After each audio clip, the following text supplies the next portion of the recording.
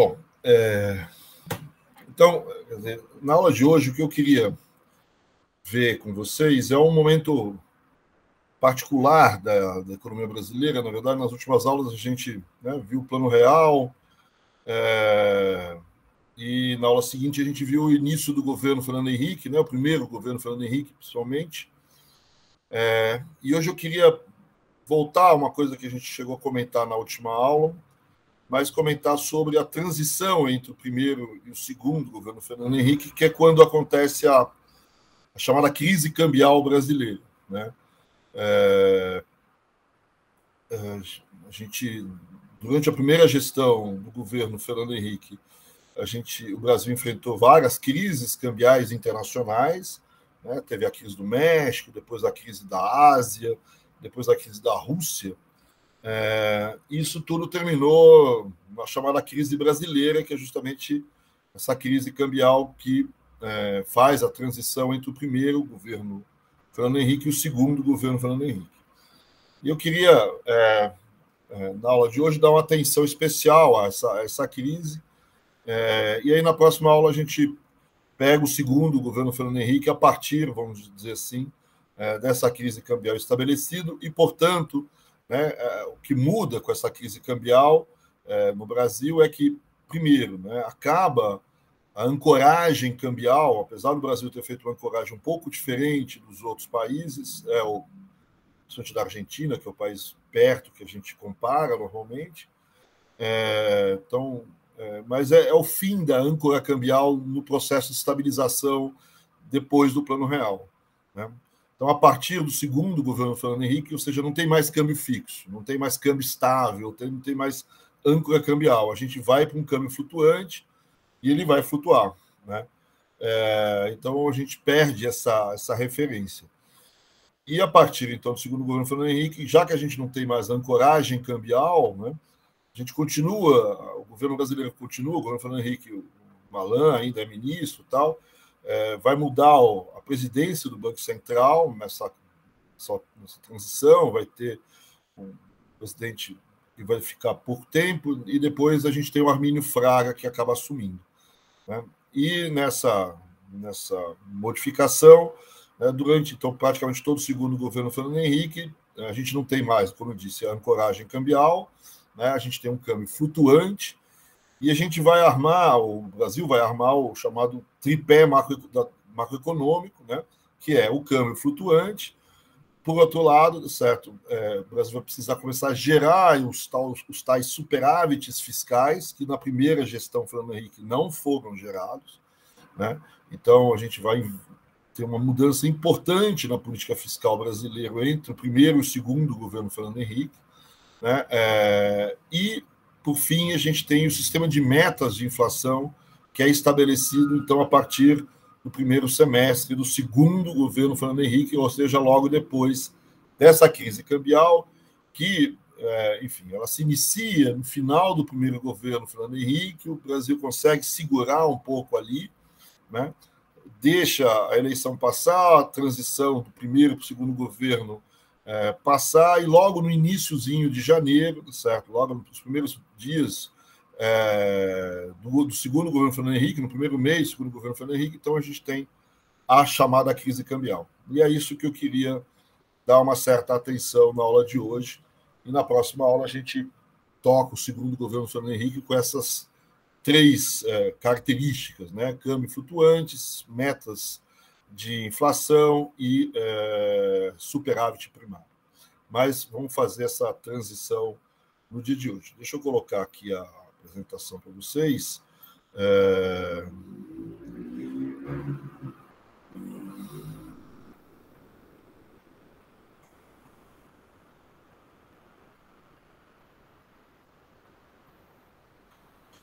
E agora a gente pode falar um pouco.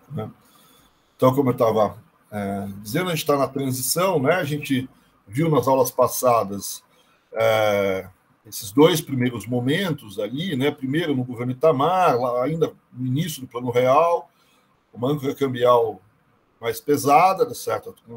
Até uma valorização da taxa de câmbio. Aí, com a crise, depois da crise do México, então, vamos dizer assim, o segundo momento, e o primeiro governo Fernando Henrique, ainda com o câmbio mais ou menos estabilizado, a gente vai voltar a isso hoje, mas com uma política monetária bastante dura, certo? E a economia entrando em desemprego. Então, agora, na aula de hoje, a ideia é a gente ver essa transição desse segundo para o terceiro período, ou do primeiro governo Fernando Henrique para o segundo mandato do Fernando Henrique. Né? Então, nesse primeiro momento do que a gente viu, certo? É um momento onde as taxas de inflação elas se reduziram, né? Esse último ano da primeira gestão, Fernando Henrique, é o ano onde a taxa de inflação é medida pelo IPCA, certo? A mais baixa, né? E o que vem pela frente é isso aqui: a taxa de inflação vai dar até uma certa subida, né?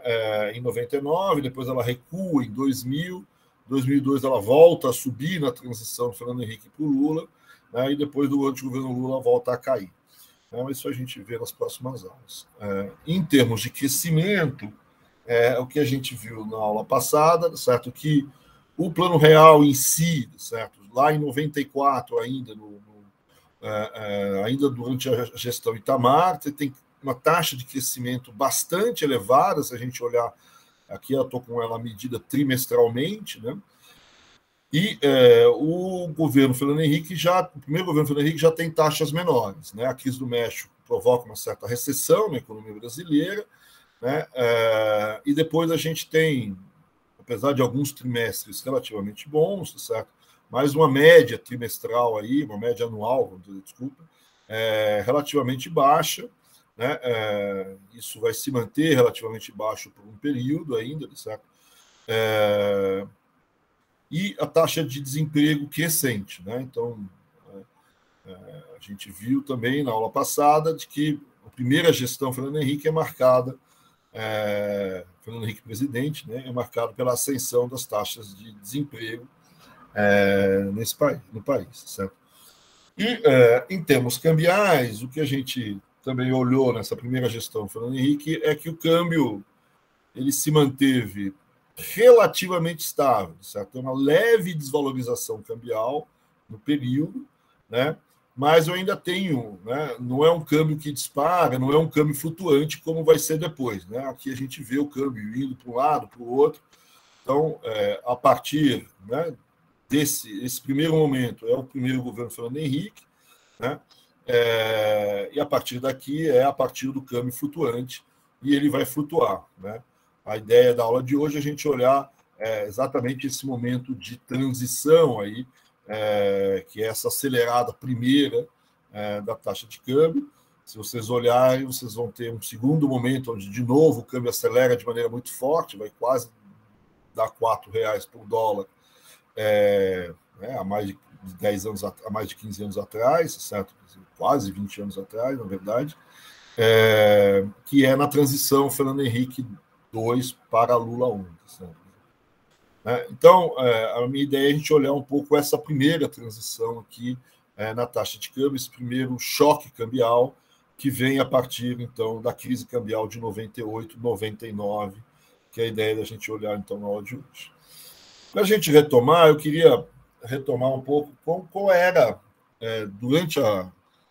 desde o início do real até esse momento, como é que funcionava o regime cambial brasileiro, como é que funcionava a política cambial brasileira. A gente diz que a gente tem uma ancoragem cambial nesse primeiro momento, né? Mas uma ancoragem cambial à la brasileira, certo? Não é uma âncora cambial no sentido que a gente tem um câmbio fixo mesmo, né? E que não mexe, etc. A gente tem uma âncora cambial a partir de um sistema de bandas, né? De bandas cambiais. Né? Esse sistema de bandas cambiais ele se inicia logo depois da introdução do Plano Real, na verdade, no dia seguinte da introdução do Plano Real, quando o governo ele estabelece um limite para a taxa de câmbio, que a gente vai chamar isso de uma banda assimétrica. Né? Essa banda, então, o governo diz, olha, de R$1 por dólar, o câmbio não passa, ou seja, não vai passar de 1, certo? Não vai ser 1,25, não vai ser 2, não vai ser 3. Mas para baixo, o inferno é o limite, certo? Quer dizer, para baixo de 1 eu posso desvalorizar. Desculpa, eu posso valorizar a taxa de câmbio, né? Câmbio, a moeda brasileira ela pode ganhar valor, certo?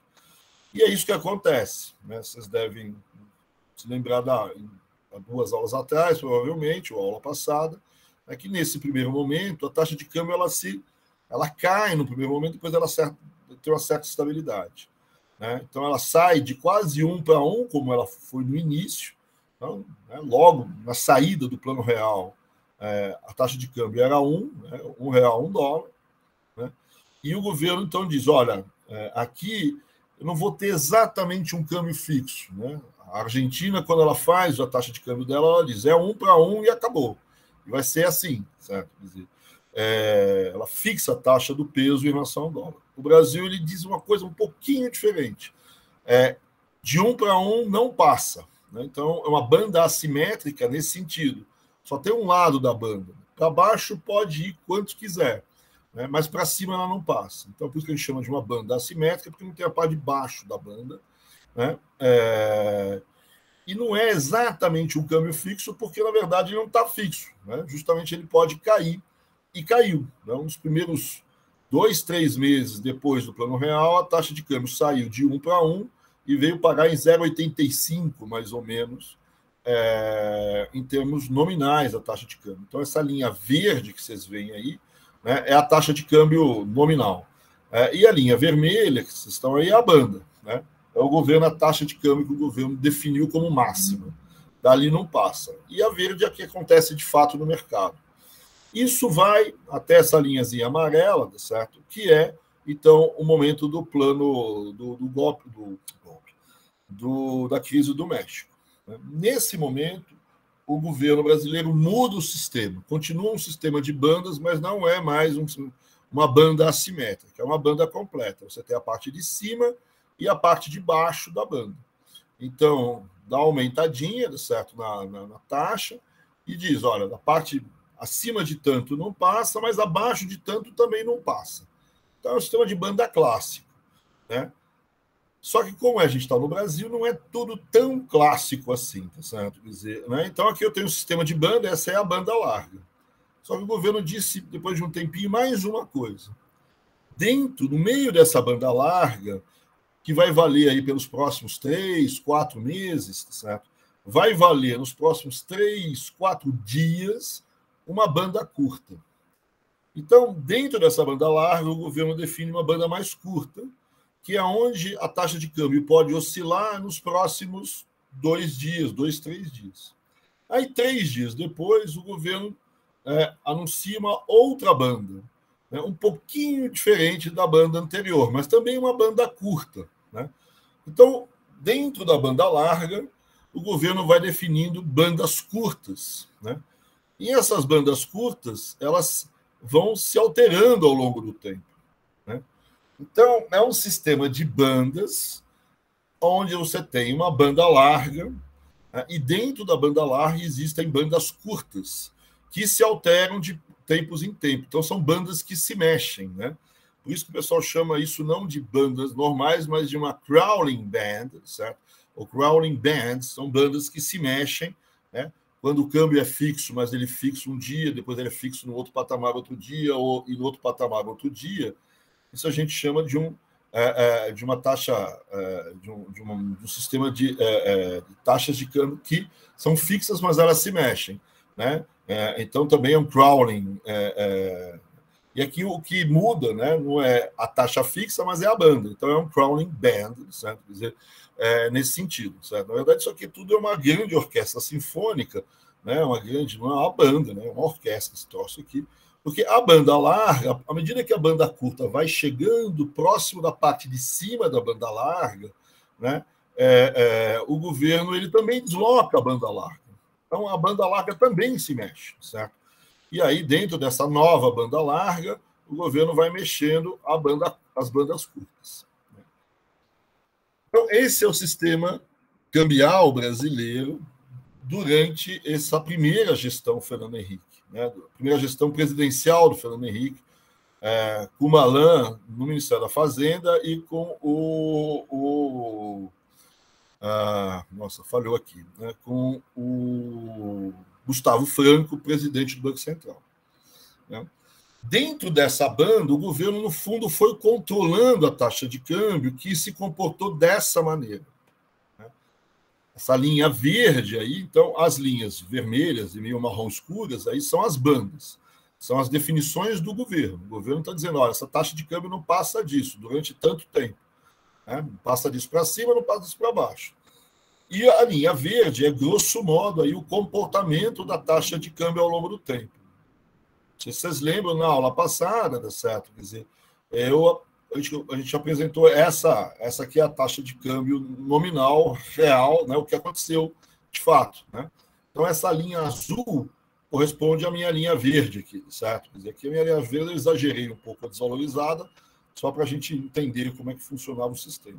Né? Então, é essa linha azul que está acontecendo. Então, nesse período, a gente pode dizer que a gente tem uma âncora cambial, né? Não é uma âncora cambial tradicional, né? Porque não é um câmbio fixo, né? É porque ele está se mexendo dentro dessas bandas aqui. E, em segundo lugar, você percebe uma leve desvalorização da taxa de câmbio na prática. Né? Então, na prática, essa linha verde ela foi acompanhando, essas bandas elas foram subindo pouco a pouco, né? De modo que eles vão controlando a taxa de câmbio dentro dessa banda e vão promovendo uma leve desvalorização da taxa nominal de câmbio, que é essa linha azul. Então, se você acompanhar desde o início da linha azul, né, tem aquela caída da taxa de câmbio do início, que a gente viu, no momento em que o câmbio era assimétrico, que vai até mais ou menos o início de 95. Aí, na crise do México, que é essa primeira subida que vocês têm aí, né, entre janeiro e abril, certo? É a crise do México, aí tem uma certa taquicardia ali no mercado, né? E depois o governo institui, então, esse sistema de bandas, e aí ele vai controlando um leve desvalorizar da taxa de câmbio. Então, a taxa de câmbio não tá fixa, retinha, certo? Como vocês imaginam que seja a taxa de câmbio, por exemplo, argentina, mais ou menos nesse momento, certo? Ela sim é uma taxa fixa de câmbio. Certo? Aqui eu tenho uma certa desvalorização de câmbio.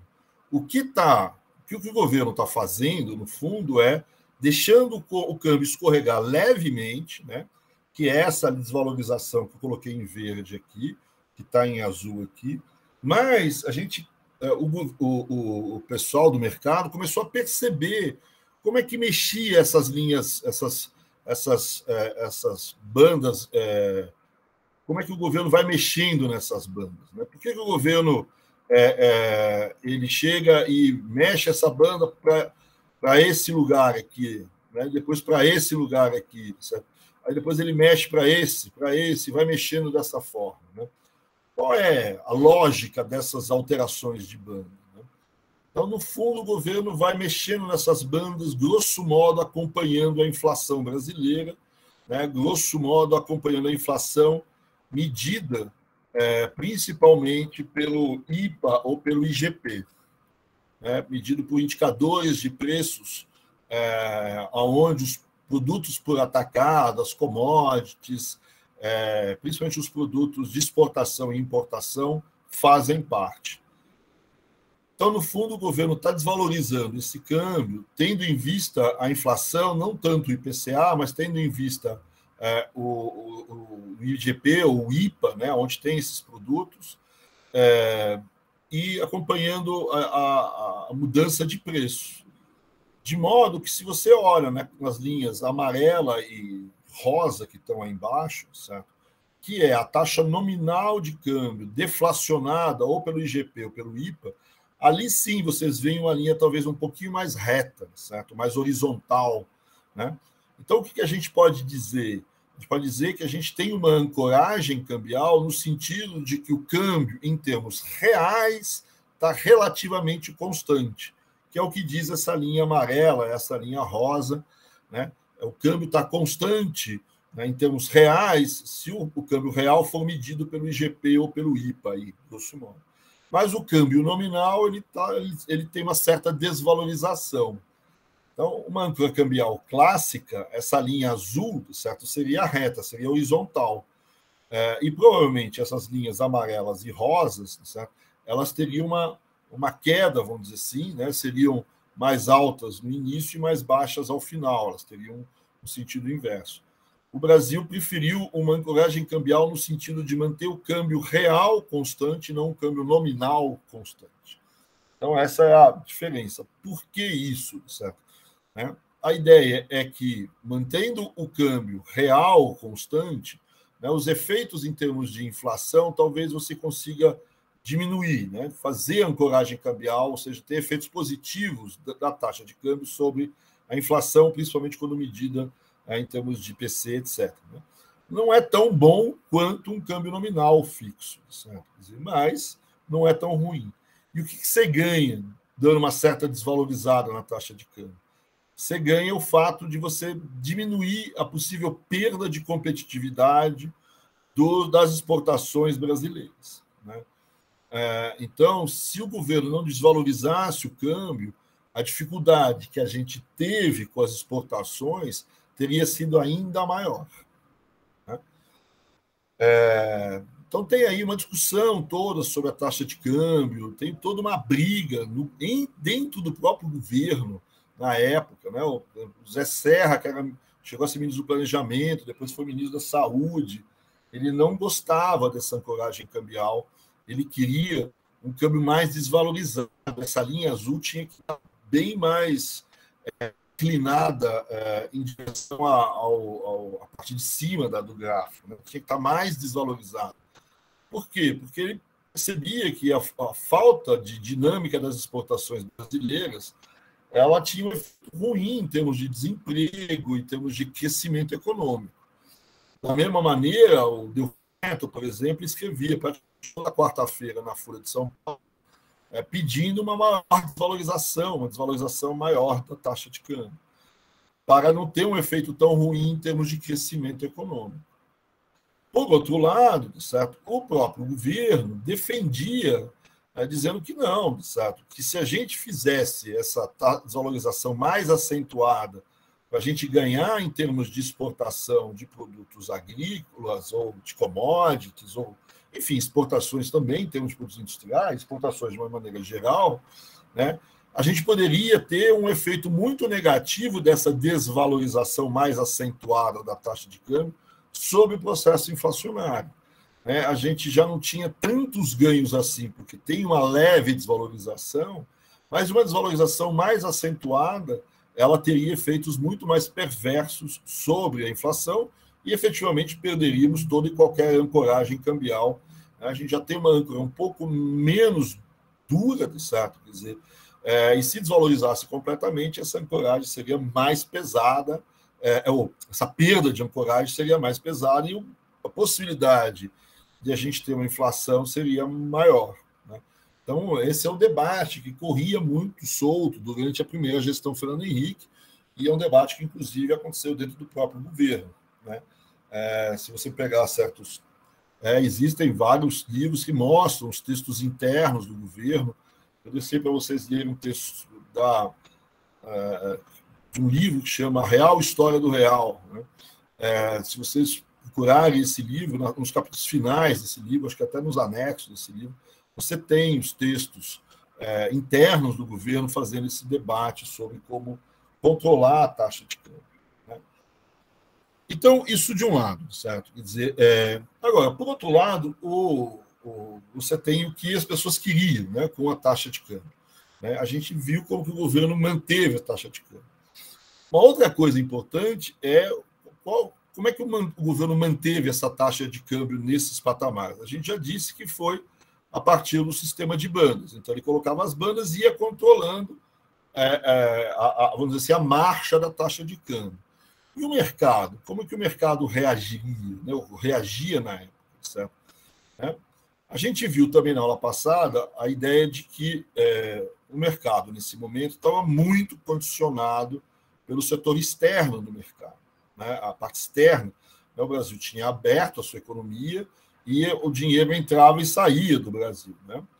E o que a gente viu no ano passado, certo, é que nessa primeira gestão Fernando Henrique, você tem essa sucessão de crises externas, elas condicionam muito a política econômica interna, né? Então, o que a gente viu no ano passado é que quando você tinha uma crise externa, existia, no fundo, uma fuga de capitais no Brasil, né? E o governo reagia a essa fuga de capitais do Brasil subindo as taxas de juros para reatrair o capital para dentro do Brasil. E essa subida das taxas de juros aprofundava a recessão. Se o cenário externo era mais ou menos positivo, né, e a gente tinha um certo ingresso de capitais para dentro do Brasil, né, o governo poderia ir lentamente diminuindo as taxas de juros, né, sem uma diminuição muito forte das taxas de juros, para também não afugentar os capitais, certo? E lentamente diminuir as taxas de juros e a economia voltar a crescer, tentar voltar a crescer minimamente, né? Mas esse período foi muito marcado pelas crises, né? E aí, o que acontecia? A gente, né, você vê aqui a primeira crise do México, o governo sobe as taxas de juros. Aí, depois da crise do México, você tem um período de queda das taxas de juros, apesar de elas ainda estarem em patamares gigantescos. Aí vem a crise da Ásia, o governo sobe as taxas de juros, né? Desce de novo, né? Aí vem a crise da Rússia, o governo volta a subir as taxas de juros, né? E no mercado de capitais, o que está acontecendo, né? Então, aqui a gente viu também, né? Já próximo da crise do México, o dinheiro começa a sair do Brasil, né? Aí o governo, durante a crise do México, a gente viu no gráfico anterior, sobe as taxas de juros e o dinheiro volta a entrar para o Brasil. Vem a crise da Ásia, o dinheiro foge, né? E aí o governo sobe as taxas de juros, o dinheiro volta a entrar, né? Então, aí vem a crise da Rússia, o dinheiro volta a sair, né? Qual é o impacto dessa lógica nas taxas de câmbio, certo? Ou no comportamento das taxas de câmbio, né? Se a gente olhar, voltei. O que está acontecendo? Quando o dinheiro está saindo, certo? Ou seja, nos momentos aqui, principalmente de crise, né? Nesses momentos mais fortes de crise, de saída de capital, é a parte de cima da banda que está sendo pressionada. O dinheiro está querendo ir embora, e o governo é que está entrando. Se o dinheiro está querendo ir embora, o que acontece num sistema livre de câmbio, sem banda, sem nada? O dinheiro sai e isso provoca uma desvalorização da taxa de câmbio, né? Então, o que está sendo pressionado é a parte de cima da banda, né? É o governo segurando para evitar uma desvalorização ainda maior da taxa, né? Essa linha verde está tentando ficar mais vertical no sentido de subida, certo? Mais essa taxa de câmbio, né? Então, a parte de cima da banda que está sendo pressionada, né? E o governo está tentando segurar e evitar uma desvalorização de câmbio. Por isso que a gente tem, nesse momento, uma ancoragem de fato. O governo evita uma grande desvalorização de câmbio nesses momentos de crise, né? Ao inverso, certo? Enfim, se eu deixasse, se o dinheiro estivesse só saindo no Brasil, certo? Se tivesse uma grande fuga de capitais, a taxa de câmbio, no lugar de ficar como é a linha azul, ela teria esse comportamento como o verde. Talvez até para a felicidade do Serra, do Delfim, que queriam essa taxa assim, como está no verde aí, certo? Agora, já nos momentos onde o dinheiro está entrando no Brasil, está entrando muito dinheiro no Brasil, a pressão da banda é na parte de baixo. O governo está evitando uma valorização maior da taxa de câmbio, né? O governo está evitando que a taxa de câmbio tenha esse comportamento como a linha verde que está aí, né? Por que ele não quer esse comportamento? Ele é até bom do ponto de vista inflacionário. É bom do ponto de vista inflacionário, mas é ruim do ponto de vista do balanço de pagamentos. Isso poderia causar ainda mais recessão no Brasil. Então, o governo ele tenta trabalhar com uma espécie de um fio de navalha, certo? Segurando a taxa de câmbio. Em momentos de crise, certo? A taxa de câmbio tende a subir, certo? Em momentos de não crise, a taxa de câmbio tende a cair. Aí o governo vai segurando essa taxa de câmbio nessa linhazinha azul que vocês estão vendo, certo? E é isso que faz esse câmbio ficar dessa forma como a gente está vendo aí até 99, entre 95 e 99, ela é quase que uma linha constante horizontal com uma leve desvalorização, né?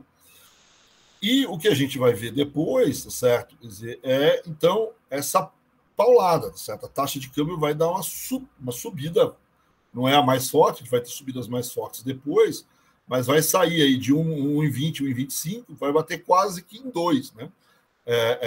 Aqui eu estou com taxas médias mensais, certo? Então, no diário pode até ter ido mais alto do que 2 em determinados momentos, né? Então, o que eu queria ver agora, certo? Por que isso aconteceu? Né? Por que o governo não conseguiu mais controlar esse sistema de bandas? Né?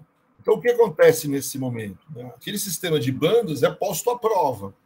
E é posto à prova na parte de qual parte? Na parte de cima da banda. O governo tinha que segurar essa taxa de câmbio e ele não consegue. Por quê? Porque é uma fuga de capitais. E por que existe uma fuga de capitais? Né? Então, o que é a desvalorização brasileira de 99? Né? É a crise brasileira que vem do quê? Certo? Quer dizer, o que ela é na prática? Certo? É um enorme ataque especulativo contra o governo brasileiro, né, dizendo: você não segura a taxa de câmbio aí em 1,20, 1,30. Certo? Vocês não vão conseguir segurar, né, essa taxa de câmbio aí. Né? E você aposta contra o governo tenta segurar durante um período, até consegue segurar durante um período, mas chega uma hora e não consegue mais. Então, ele abandona, né, essa desvalorização de câmbio que vai acontecer a partir aí de janeiro de 99, é quando o governo abandona aquele sistema de bandas e diz: bom, eu não consigo mesmo segurar, agora o sistema é flutuante, deixa ele flutuar, ele vai para onde o mercado quiser. Né? Eu vou intervir no mercado, vou tentar comprar, vender, mas eu vou ser mais um player nesse mercado. Não vou mais garantir essa taxa de câmbio. E por que o mercado fez isso? Certo? Por que você tem essa crise cambial brasileira? Por que você tem essa aposta, né, contra o Brasil? Né? Na verdade, é uma crise cambial. Você tem vários tipos de crise cambiais no mundo, certo? E é uma crise cambial que vem por um medo de inadimplência do governo brasileiro, né? Não só do governo, né? Mas, vamos dizer assim, do Brasil enquanto país. Né? Você tem uma parte ligada ao governo, que é basicamente a questão dos títulos públicos e dos títulos da dívida externa, mas também é uma certa aposta que os próprios endividamentos privados brasileiros não vão ser honrados, certo? Por um problema de balanço de pagamentos. Né? Então, na verdade, o que o mercado internacional olha logo depois da crise russa, certo? Ele olha para o Brasil e fala: não, né, o Brasil agora é a vez dele, certo? É a bola da vez, certo? Porque ele tem problemas graves nessa economia brasileira aqui. E são dois problemas principais. Um problema fiscal, que rebate na dívida pública brasileira, que é crescente, ela era alta e crescente. E o Brasil tem um problema externo, tem um problema de balanço de pagamentos, tem um enorme déficit em conta corrente. Né? Isso faz, então, na saída da crise russa, os mercados olham e falam: não, agora é a vez do Brasil. Né?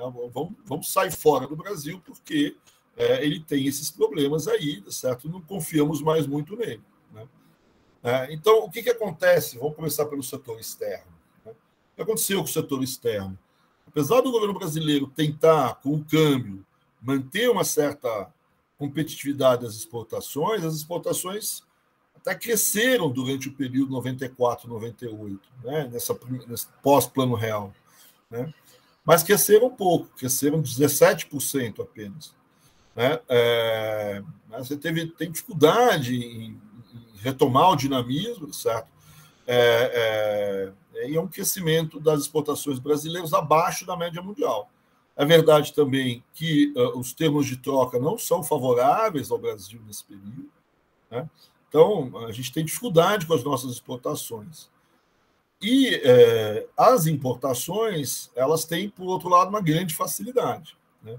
Há um crescimento bastante grande das importações nesse período. Né? De um lado, eu tenho a abertura comercial, que fez com que facilitasse essas importações, né? Uma parte dessas importações é produto interessante, são bens de capital, mas eu tenho uma parte importante de crescimento também de bens de consumo, né? De automóveis, de balinha de goma, enfim.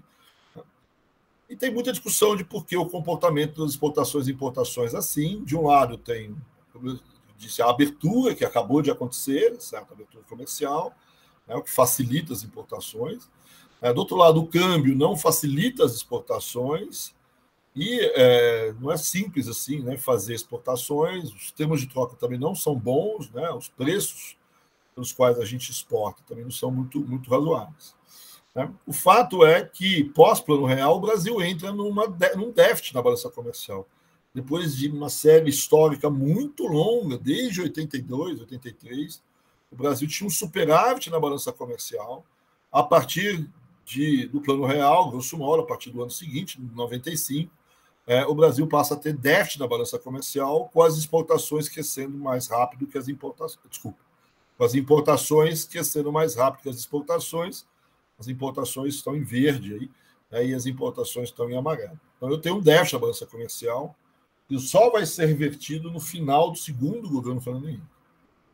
Né?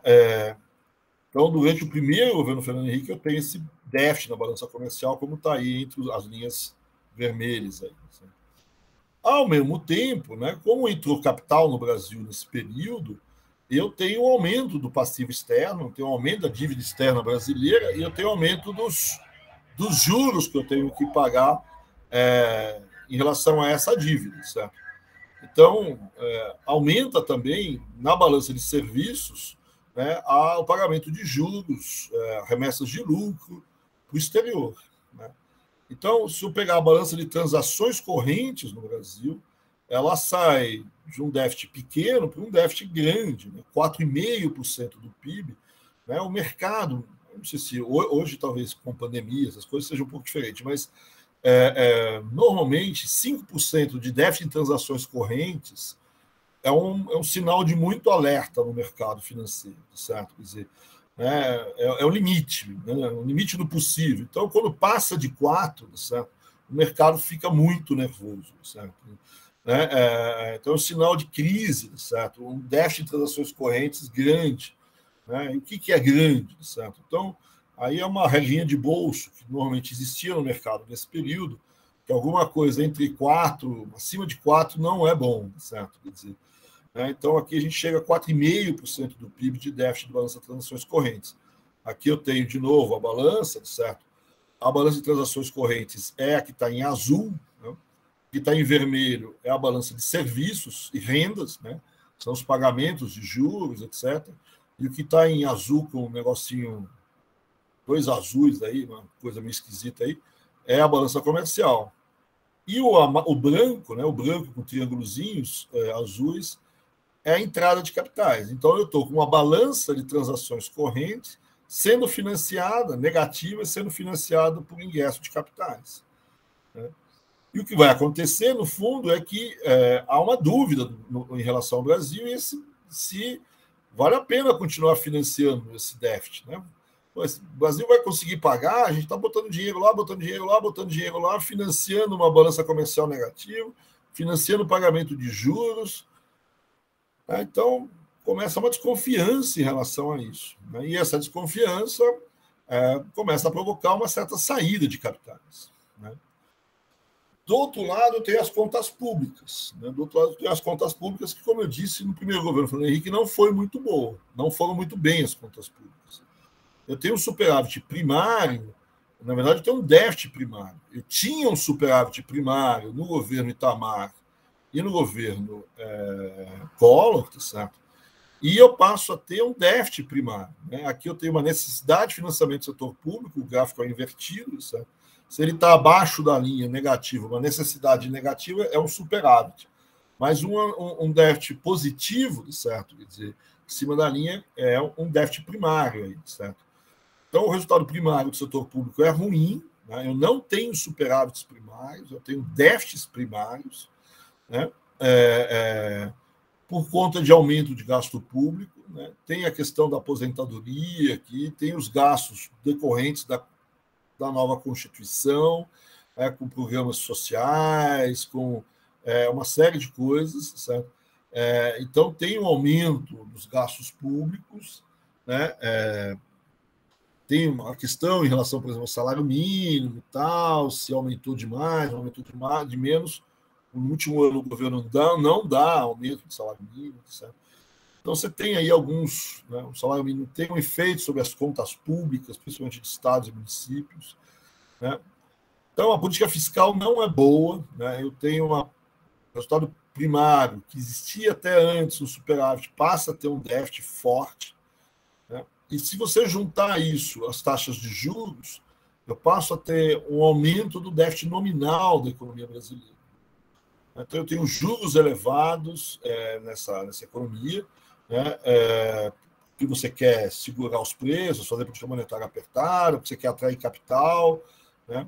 O fato é que você tem juros elevados. Então, o déficit nominal é elevado no Brasil. Então, eu tenho um déficit externo, eu também tenho um déficit público interno, tanto primário quanto nominal, né? E, por fim, eu tenho uma dívida, né, tanto a interna como a externa, que crescem, né, que estão crescendo, que é só a dívida interna, certo?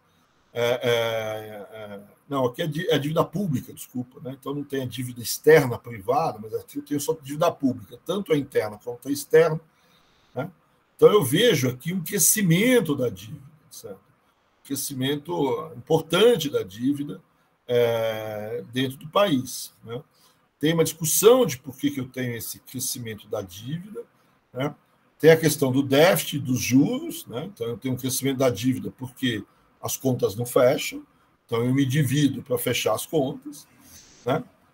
Tem um aumento de dívida que eu chamei a atenção de vocês na aula passada, por alguns reconhecimentos de dívida nova, que a gente chama de esqueletos, ou seja, antes era uma dívida que não estava contabilizada, então essa dívida vai crescer, porque eu contabilizei dívidas que não eram contabilizadas, eu reconheci dívidas.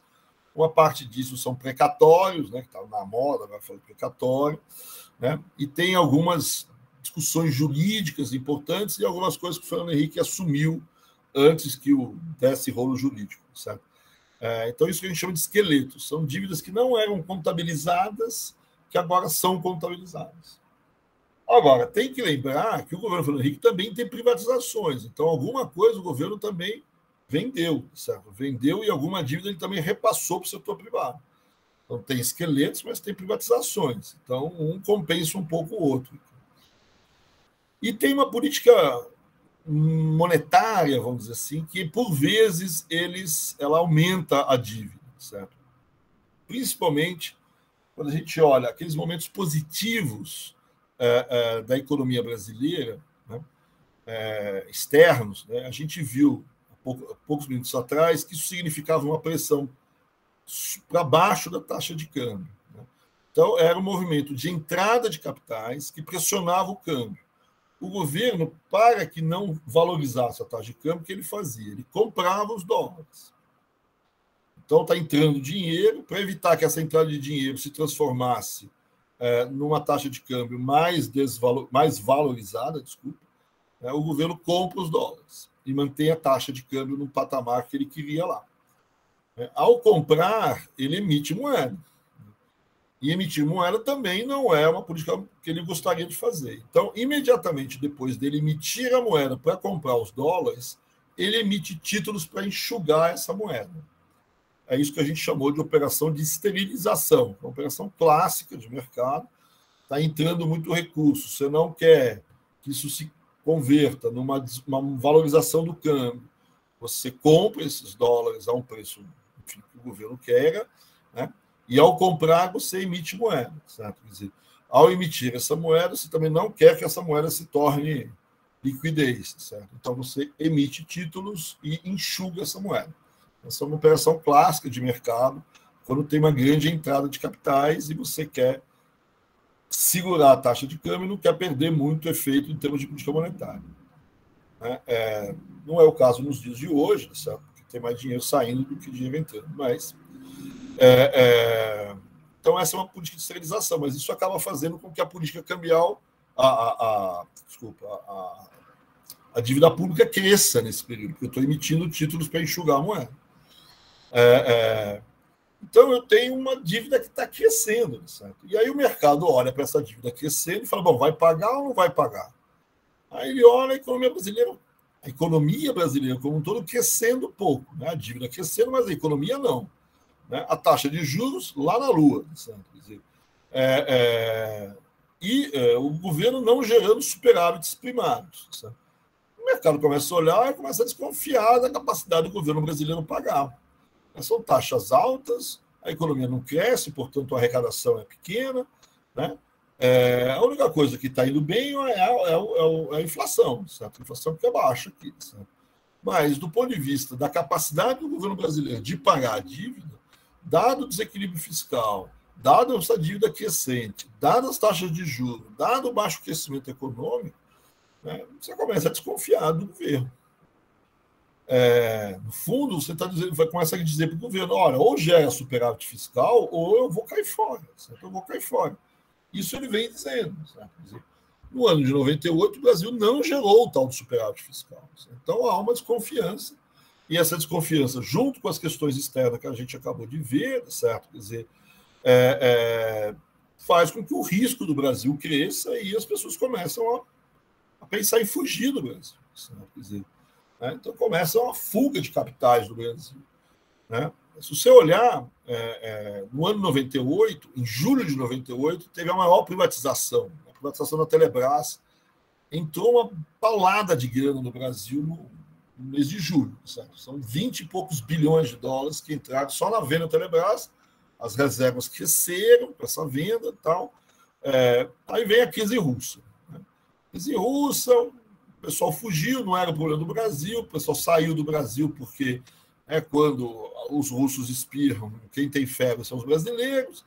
Né? Enfim, você tem aquelas crises mundiais que têm os efeitos dominó, efeitos cascata. Os grandes investidores internacionais eles recompõem as carteiras, dada a perda que eles tiveram na Rússia. Né? Ao recompor as carteiras, eles acabam tirando o dinheiro do Brasil. Né? E começa a desconfiança em relação ao Brasil também. O governo faz o que sempre faz durante as crises, subiu a taxa de juros para reatrair esse capital. E qual é a diferença da crise russa para as outras crises anteriores que o Brasil enfrentou? Que nessa crise russa o Brasil fez o que sempre fez, subiu as taxas de juros para reatrair capitais. Né? Durante a crise tem uma fuga grande, né? E o Brasil sobe as taxas de juros e fala, eu vou trazer o capital de volta. E não trouxe. O dinheiro continuou saindo, sabe? Quer dizer, então, no final de setembro, certo? Ou seja, 2 meses depois da privatização da Petrobras, né? Da Telebrás, desculpa, né? Todo o dinheiro que tinha entrado pela Telebrás, é como se todo o dinheiro da Telebrás tivesse saído. Né? A gente perdeu, em 2 meses, a venda da Telebrás. Né? Então, começa a ter um ritmo de saída muito forte. São de 800 milhões por dia. E o dinheiro não volta, apesar do Brasil subir, de ter dobrado as taxas de juros e até ter prometido que ia fazer um ajuste fiscal. Mas o dinheiro não vem. Então, aqui é claro, certo, de que o Brasil está na linha de tiro. Está na linha de tiro internacional, a gente está começando a viver um ataque especulativo. E aí o governo brasileiro começa a se preocupar. E começa a falar que vai fazer superávit, tentar reverter as expectativas e tal. Né? E muita dificuldade para reverter a expectativa. O dinheiro saindo. São lá 500, 800 mil dólares saindo todo dia. Certo? E o governo segurando a taxa de câmbio, certo? Tentando segurar e as reservas indo embora. Certo? Chega uma hora, certo? Quer dizer, o governo olha e fala, putz, será que vai dar para segurar? Então, para muita gente, já no segundo semestre de 98, o Brasil tinha, de certa forma, jogado a toalha. Jogado a toalha, o que significa? Olha, a gente não vai conseguir segurar. Né? A gente não vai ter tempo de reverter o balanço de pagamento, nem as contas públicas, a ponto de a gente reverter a crise, certo? E impedir a desvalorização. Né? O que a gente precisa fazer? Né? Aí tem uma questão que algumas pessoas chamam aí, dizem que tem um calendário eleitoral. Né? Essa desvalorização, essa crise forte, certo? Não pode acontecer antes da reeleição de Fernando Henrique, ele vai se reeleger com alguma tranquilidade, mas, né, a crise não vai aparecer até então. E o Brasil precisa segurar, então, essa crise até o fim do processo eleitoral, mas, principalmente, o Brasil precisa segurar essa crise e preparar a economia brasileira para que os efeitos da crise não sejam muito perniciosos no Brasil. Quais são os efeitos da crise? O que vai acontecer se acontecer a crise? Além da fuga de capitais, tá certo? Que alguma hora ela para porque o câmbio ajusta, tá certo? Quer dizer, né? Mas ela paga com o câmbio ajustado. Então, a gente vai ter uma desvalorização de câmbio. Então, o que essa desvalorização de câmbio forte que vai acontecer causa? Então, se você olha para os outros países que tiveram essas crises, olha para o México. O que aconteceu com a crise do México no México? A inflação voltou no México, desvalorizou o câmbio e o retorno da inflação.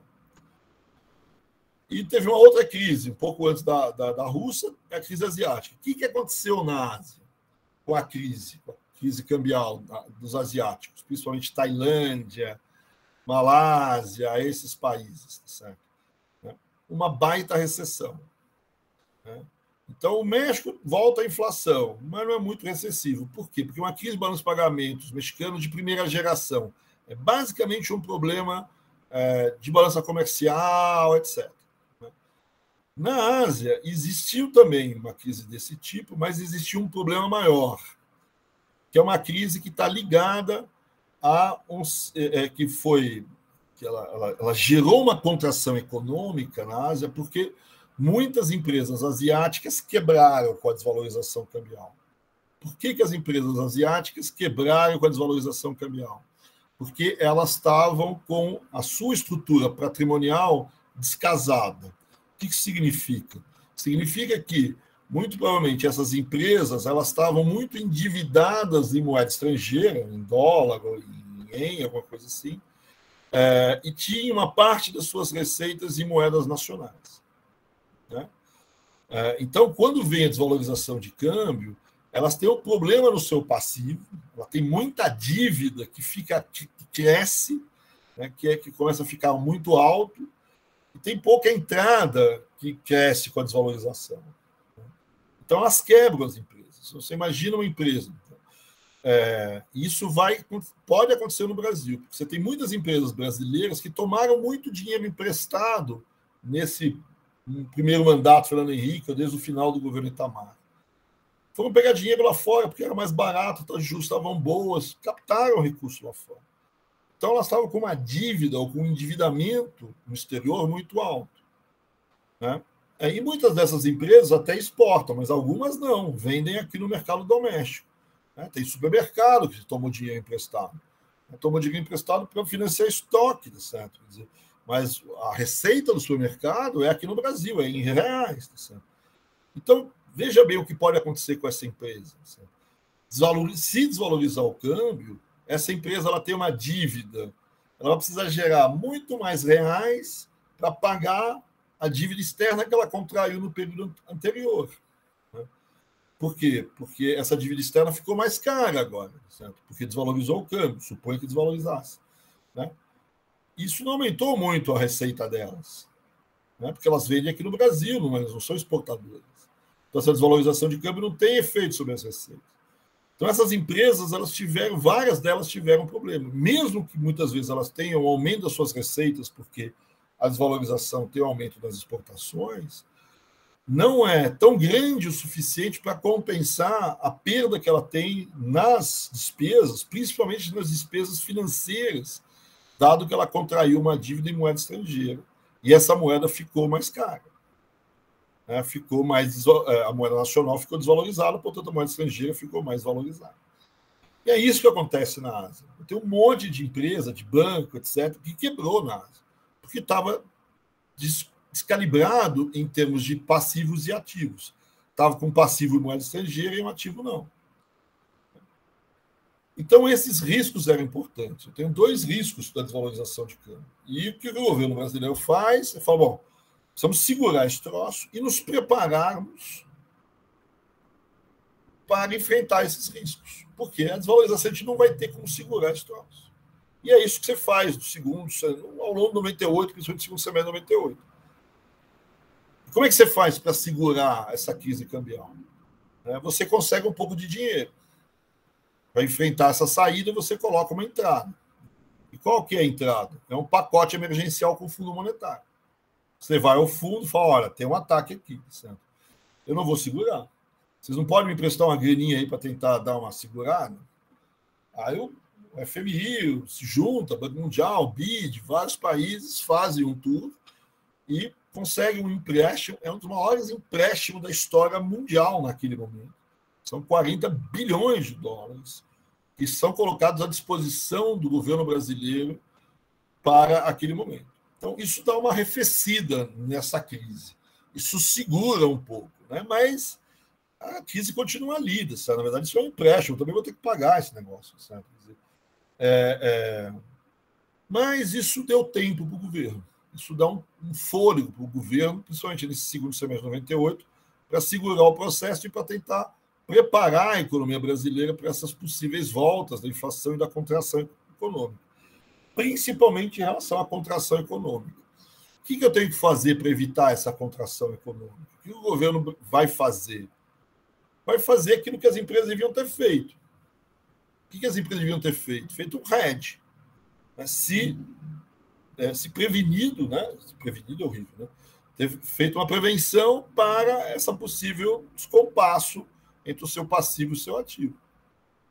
Então, as empresas, durante o ano de 98, elas, auxiliadas pelo governo, elas fizeram esse hedge, conseguiram se preparar para quando viesse a desvalorização de câmbio, elas não estarem tão expostas como as empresas da Ásia tiveram. E como é que elas fizeram isso? De um lado, elas mesmas compraram dólar. Então, essas mesmas empresas aumentaram a sua posição em termos de ativo em dólar, de modo que ela tem um passivo em dólar, mas também passam a ter ativos em dólar. Isso pode ter sido feito no mercado à vista, no mercado direto, né? Aumentar suas posições em dólar no mercado mesmo, né? Quer dizer, comprando dólar, enfim, né? Ou no mercado futuro, né? Comprando dólar dali a 2, 3 meses, dali a 4 meses, dali a 5 meses, para quando viesse a desvalorização de câmbio, o governo, essas empresas tivessem dólar na sua mão. Né? Uma outra forma dessas empresas aumentarem o seu hedge é contratando títulos em dólar. Então, não é de comprar dólar mesmo, certo? Né? Encher o caixa de dólar, vamos dizer assim. Né? Elas podem, então, como eu disse, comprar dólar no futuro, né? Fazer uma operação de hedge clássica, né? Falar, olha, eu vou pagar um pouco de juros aqui hoje, mas daqui a 3 meses você me garante que o cara que vai fazer o hedge, me garante que você vai dar dólares a um preço barato, a um preço bom. Né? Então, o que as empresas fizeram? Elas olharam e falaram, quanto é que está o dólar hoje? 1,20, 1,25. E quanto é que vai estar? Se vier a desvalorização do câmbio, é R$2 por dólar. Não dá.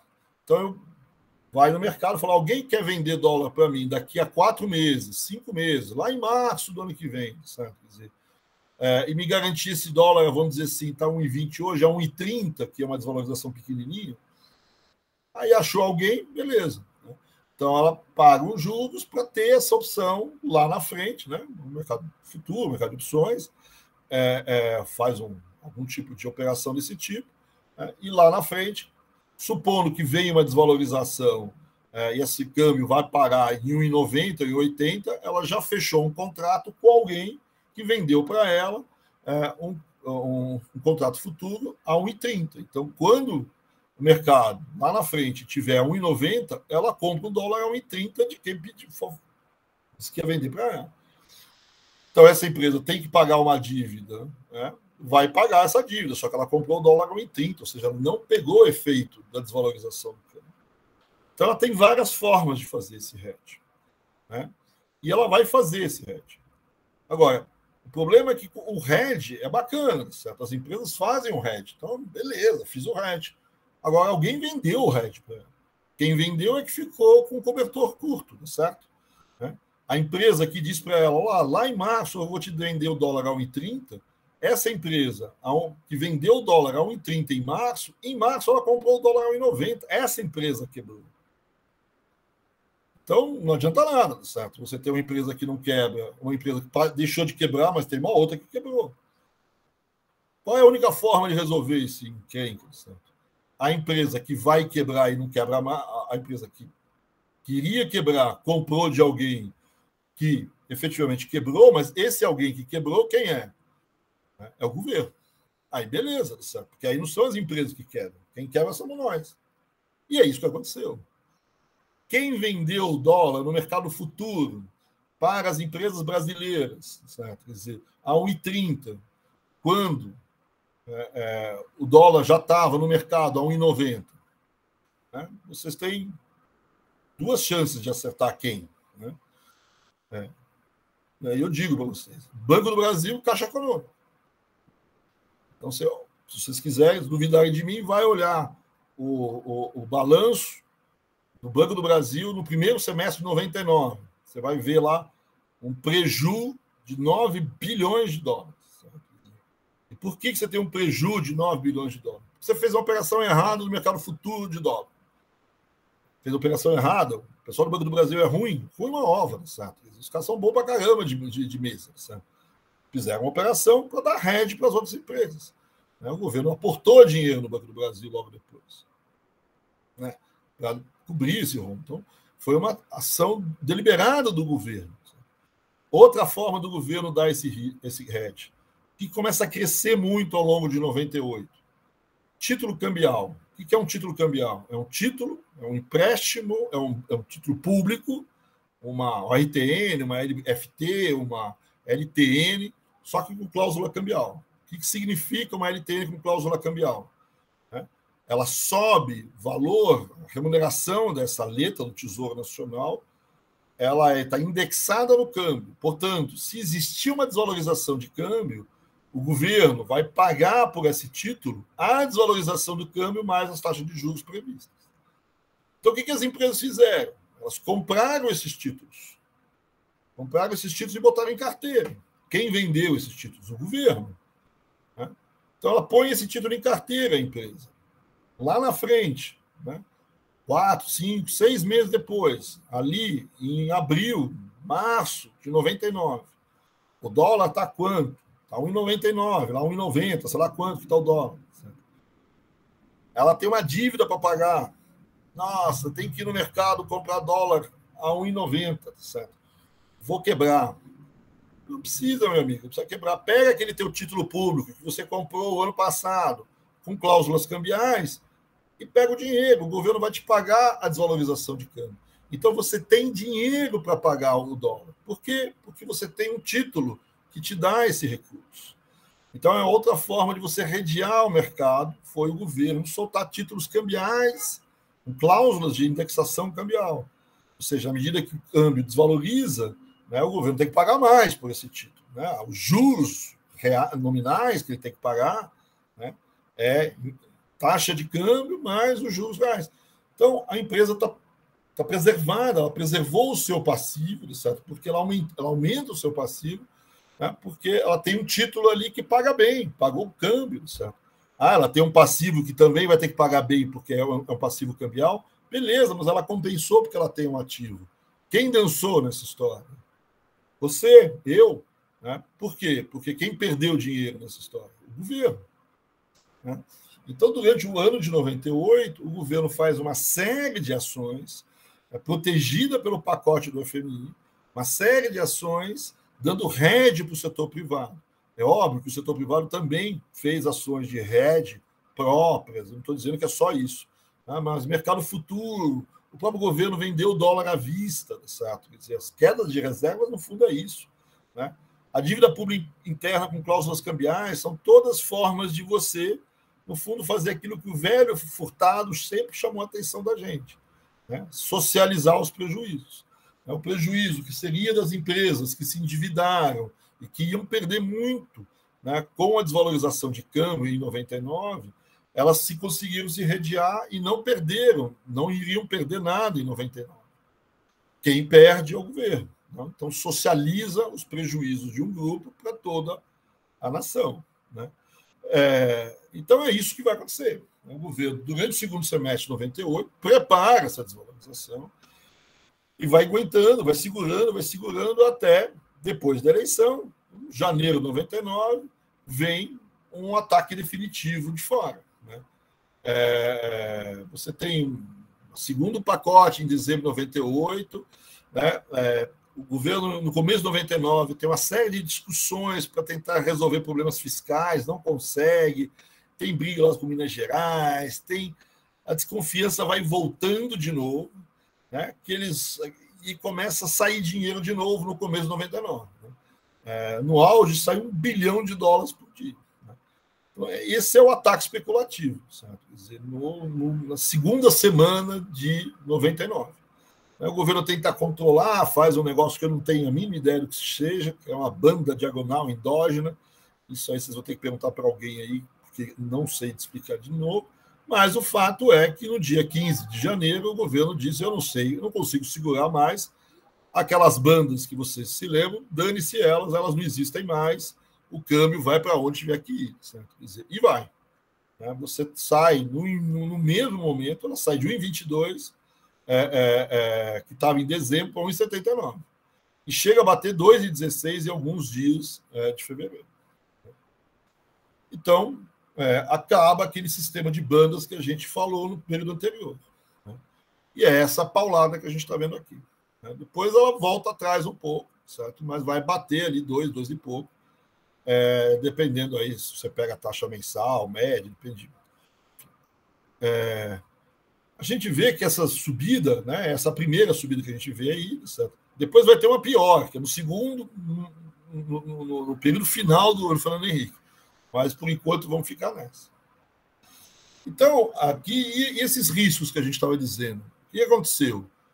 Você pega o México, a inflação no Brasil voltou? Voltou.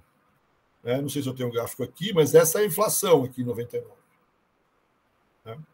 Então, você olha em 98, a inflação estava caindo, de repente ela sobe. Cada um desses gráficos aqui é um tipo de inflação. Um é IPC, os de baixo são os IPCs, os de cima são os IGPs. Então, subiu em 99. A inflação bateu, chegou a bater de quase 30 se você pegar um IGP. Se você pegar um IPC, dá quase 10. Né? Mas o que acontece depois? Depois ela volta atrás. Aí depois ela sobe de novo, mas aí é aquela segunda desvalorização de câmbio. Então, o que a gente teve em termos de inflação? A gente tem uma elevação no curto prazo, mas não foi permanente. Sobe, mas desce. É por isso que muita gente diz que é nesse momento aqui, certo? E a gente pode dizer que acabou a inércia no Brasil. Essas subidas, se a gente tivesse inércia, esse ponto de auge aí em 99 seria o ponto a partir do qual voltaria a subir a inflação no ano seguinte. Mas você olha, no ano seguinte ela cai. Portanto, não tem mais aquele negócio de choque e tendência. Eu tenho um choque, que é o choque de 99, é um choque cambial, claramente, faz a inflação subir, mas depois ela volta atrás. Tem um choque e um contra-choque. Por que eu tenho esse contra-choque depois? Política monetária extremamente apertada. Certo? A inflação vai baixar, certo? Na paulada. Certo? Aí por que sobe de novo ali em 2002? De novo um choque cambial. Aí cai. Certo? Aí você vem em 2004, tem um novo choque. É um pequeno, não pega nem os IPCs. O que é esse terceiro choque aí? Isso é choque de commodities, no começo do governo Lula. Né? Aí tem um novo choque lá de 2007, 2008. Isso é um choque de demanda. Certo? Aí tem a crise de 2009 que acaba com esse choque de demanda. 2010, novo choque de demanda. Certo? Né? Mas aí eu tenho choque e volta, vai e volta, vai e volta, vai e volta. Não é mais vai e fica. Certo? Então é por isso que muita gente diz, olha, aqui a gente pode dizer que a gente venceu a inflação inercial, né? Nesse período. Então, teve inflação no Brasil depois da crise de 99? Teve, mas não foi permanente. A inflação subiu, depois recuou. Podia ter recuado mais? Talvez. Né? Tem algum grau de inércia ainda, porque não recuou a zero? Pode ser. Certo? Mas recuou. Certo? Quer dizer, e por que recuou? Certo? porque eu segurei na taxa de juros. A taxa de juros era uma elevadíssima, a economia estava em recessão, né? Aqui você vai olhar os preços que seguraram, são justamente o inverso do que aconteceu no plano real. Aqui são os não tradables que seguraram. Aqui é o preço dos produtos não domésticos, não tradables. Os tradables subiram por conta do choque de câmbio. Aqui os não tradables, já que você não vendia nada, você não ia no médico, você não ia no dentista, você não ia em lugar nenhum, certo? Porque a recessão estava brava. São esses preços que seguram agora, né? E a crise econômica? Teve contração econômica? Certo? Não teve, certo? Se a gente olhar aqui, tem uma crise, né? Mas se você pensar que a crise na Ásia é menos 9% de crise, vai ter uma crise semelhante na Argentina daqui a 2 anos depois desse, né?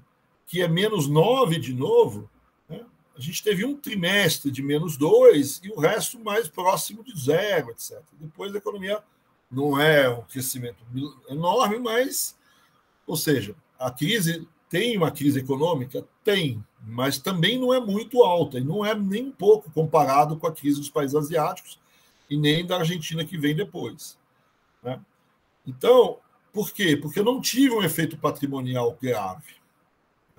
Por que eu não tive um efeito patrimonial grave? Certo? Porque aquele hedge funcionou, certo? Quer dizer, não teve o efeito patrimonial da desvalorização, né? Eu posso até dizer que essa desvalorização até deu uma acelerada em algumas exportações, diminuiu algumas importações e teve um efeito positivo em crescimento, né? Mas o efeito patrimonial, que é aquilo que faz a economia ir para menos 9, certo? Não aconteceu, ninguém quebrou no Brasil. Você não tem uma grande empresa que tenha quebrado, né? Talvez a única grande empresa que quebrou em 99 foi a Antártica, né? Pelo menos que eu conheço, como cerveja eu gosto, certo? A gente conhece, né? E teve algumas empresas que tiveram problemas, tal, mas você teve aí alguns empréstimos do FMI, não, desculpa, do BNDES, que conseguiu segurar. Então, a desvalorização teve alguns efeitos que a gente já previa, inflação e crise, mas a inflação foi alta, mas curta, certo? Ela foi e voltou, né? E a crise ela não foi muito grande, porque os efeitos patrimoniais dessa crise não aconteceram de maneira muito forte sobre as empresas. Sobre quem aconteceu o efeito patrimonial? Sobre o governo, né? Então, a grande consequência negativa da desvalorização de câmbio é sobre as contas públicas, de novo, certo? Quer dizer, então, se o Brasil já tinha problemas nas finanças públicas, com os efeitos patrimoniais da desvalorização, ampliou ainda mais a dívida pública. O custo da desvalorização foi todo ele ressentido pelo governo. Não sei se eu tenho aqui. Está aqui, ó. A dívida vai subindo e, de repente, ela sobe quase que reto, certo? Esse é o custo, vamos dizer assim, da desvalorização cambial sobre as contas públicas, né? Eu explodi as contas, né, e financiei tudo emitindo mais títulos, né? Então, está aqui, mais ou menos, o pessoal calcula isso aí em 80 bilhões de dólares. Mas, enfim, né? Então, só que agora eu tenho uma mudança no cenário. Qual que é a mudança no cenário? Eu não tenho mais problema de ficar segurando o câmbio. Isso é ruim por conta da inflação, mas eu tenho uma grande expectativa agora, que é o quê? Que as exportações comecem a crescer, as importações caiam, comece a acontecer aquilo que o Serra falou que ia acontecer, ou que o Delfim falou que ia acontecer. É isso que eu espero a partir de agora, recuperar o comércio externo. A gente vai ver nas próximas aulas que essa recuperação vai acontecer, mas é lento, hein? É bem devagar para isso acontecer. E eu tenho um lado negativo, então, que é o problema nas finanças públicas, né? Eu tenho uma explosão da dívida, né? E essa explosão da dívida põe uma faca na cabeça, né, na garganta do governo. Fala, agora você gera superávit fiscal ou a gente está morto aqui, certo? Ou então, né, vai ter uma hecatombe aqui, certo? Né? Ainda mais que eu mantive a taxa de juros muito alta no Brasil. Então, os efeitos da desvalorização sobre a dívida sobre a dívida externa, que é um efeito direto, certo? Dá mais ou menos 6% do PIB, e um efeito indireto sobre a dívida interna, principalmente aquela indexada ao dólar que a gente chamou, que é mais 7% do PIB. Então, tem um efeito brutal na dívida, certo? Muito forte, né? A questão da moratória da dívida interna continua valendo mesmo depois da crise. Tem aí gente que ficou tal, e o governo tem que mudar alguma coisa. Tem que começar a mudar e mudar de fato, certo? Quer dizer, tem mais acordo com o FMI, tem mais uma série de coisas aqui, certo? Quer dizer, mas o que vai acontecer principalmente, certo? Quer dizer, vamos dizer assim, o estabelecimento desse novo regime, né? Onde vai aparecer, então, o tal do superávit primário. Um outro efeito interessante desse novo sistema é que você tem agora o mercado de câmbio flutuante. Se eu tenho um mercado de câmbio flutuante, eu não preciso mais ter taxa de juros alta para manter dinheiro entrando para segurar a taxa de câmbio. Sabe? Então, eu não tenho mais a necessidade de manter taxas de juros elevadas para manter a taxa de câmbio. Eu tenho que manter a taxa de juros alta por conta da inflação, essa é outra história. Então, o cenário aqui depois da desvalorização, certo, uma enorme expectativa nas contas externas, que vai melhorar, um enorme problema nas contas internas, ou seja, uma necessidade cruel, certo, de resolver as questões das finanças públicas. Dessa vez, o Fernando Henrique vai ter que agir, certo? Nas contas públicas, não é mais só promessa. E, por outro lado, se o governo efetivamente conseguir agir nas finanças públicas, ele vai, e tiver esse lado externo positivo, que aparentemente pode acontecer, ele vai ter que manter as taxas de juros elevadas para evitar uma explosão da inflação no curto prazo, mas se a inflação fizer aquilo que a gente viu, né, essa queda depois, à medida que essa inflação começar a cair, eu posso começar a diminuir as taxas de juros. Até porque eu preciso mais segurar a taxa de juros para câmbio.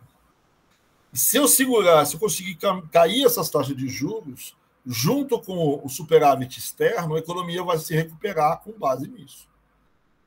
E é essa a aposta do Fernando Henrique, certo? Quer dizer, quando ele estabelece um novo regime macroeconômico.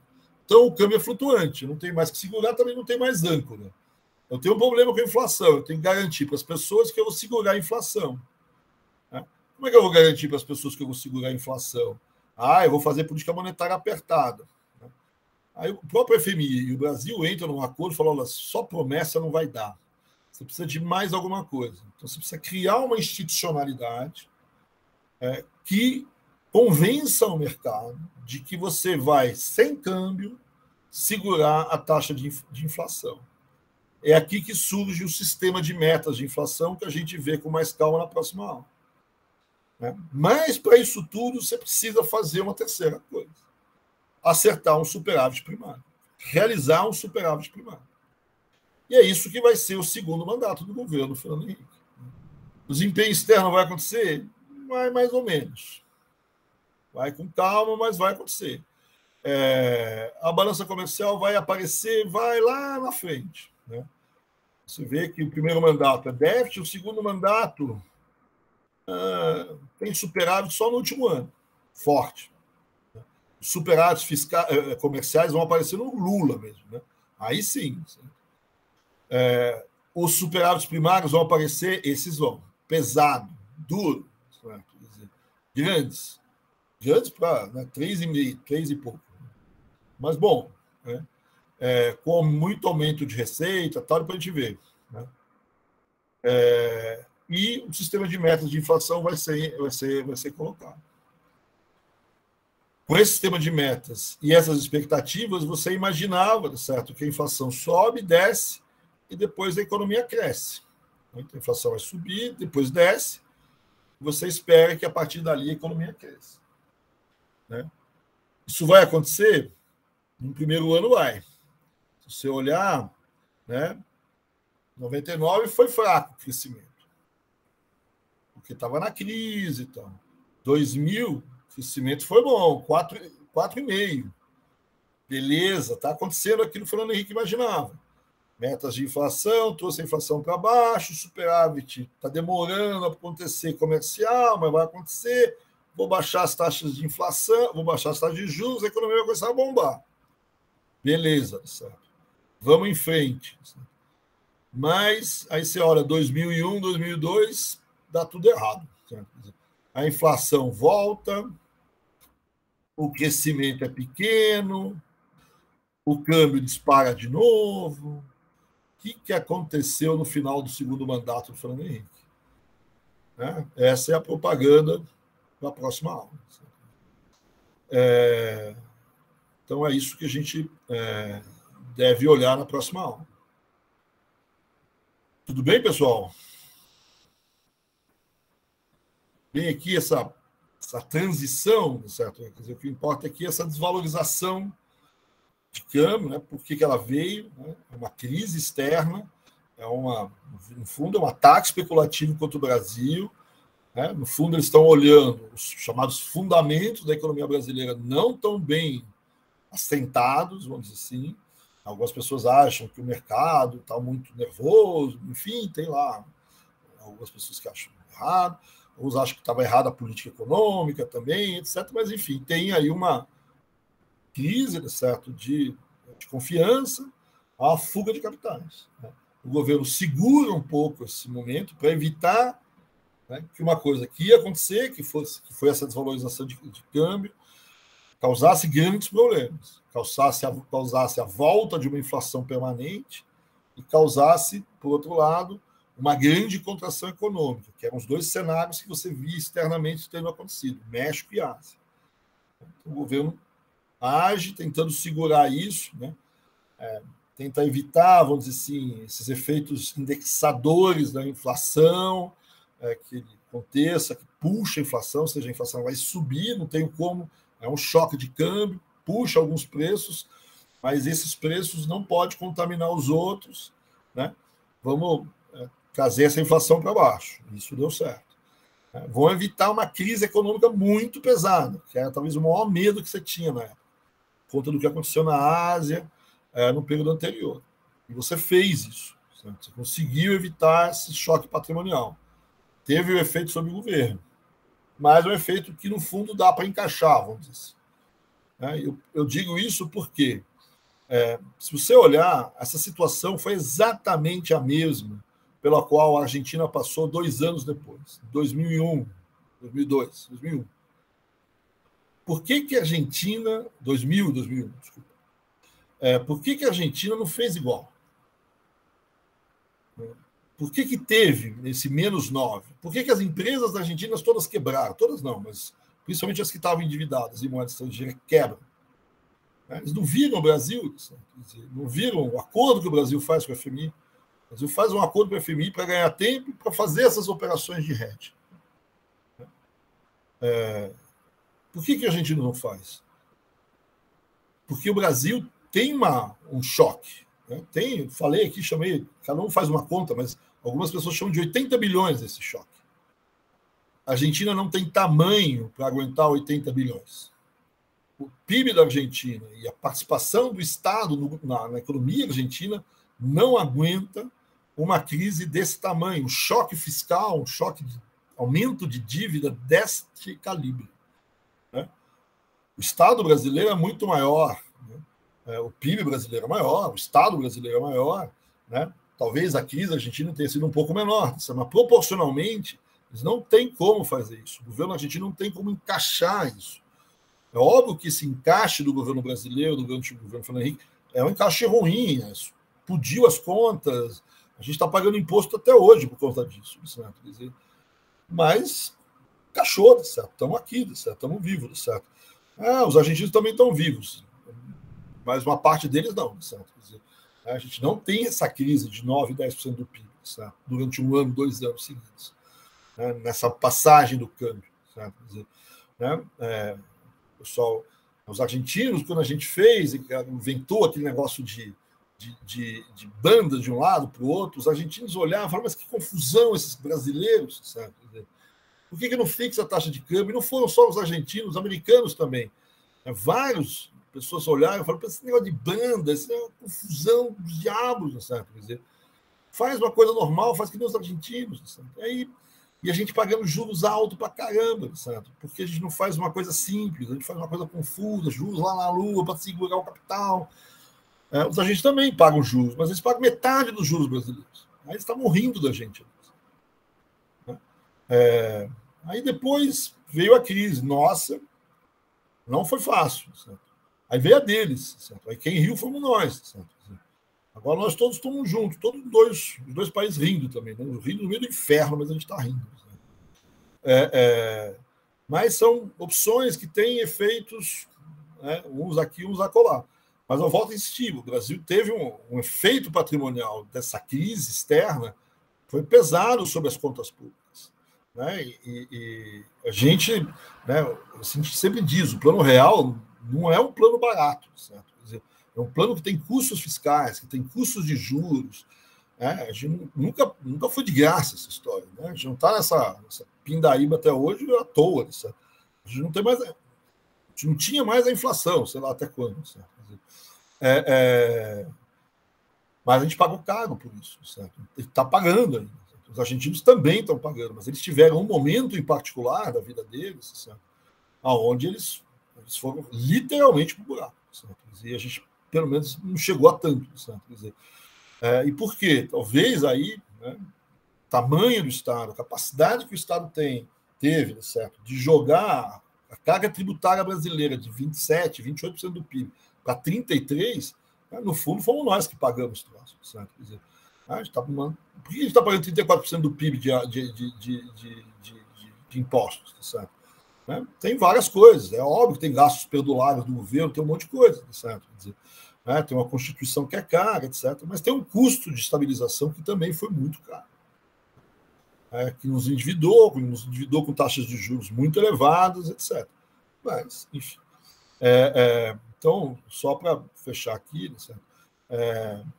A gente conseguiu evitar, vamos dizer assim, a volta da inflação nessa desvalorização.